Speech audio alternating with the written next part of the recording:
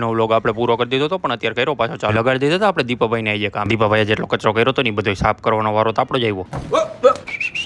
દેખો ના એકચ્યુઅલી માં આપણને લાગી ગઈ હતી ભૂખ ને આપણને મળી ગયા સ્પોન્સર ગાંઠિયાના. પછી હું હોય હબા હબી બોલાવવી પડશે ને હવે. હાલો હવે ઊભા થઈ જાય નકર બીજાનો વારો નહીં આવે. એક છેલ્લું બટકું ખાઈ લવો.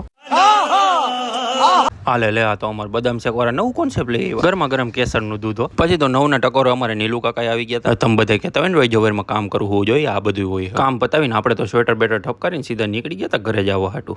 The next day.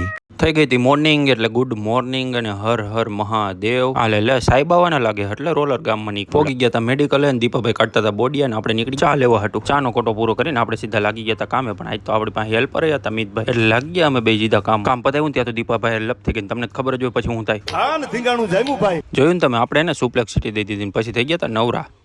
ટાઈમ થઈ ગયો તો ઘરે જવાનો એટલે ટાટા બે કહીને માણકી કાઢીને આપણે સીધા નીકળી ગયા હતા રોડે. તમને એમ થતું છે ને કોટ પહેર્યો તેને ઠંડી લાગે. ભાઈ ના એવું નથી. આપણે સીધું ઘરે જઈને જમી કાઢીને નીકળી જવાનું હતું રાજકોટ માટે. એટલે હવે અમે રાજકોટ શું કરવા જઈએ ને હું તમને કાલ બતાવીશ ને. ત્યાં સુધી ટાટા.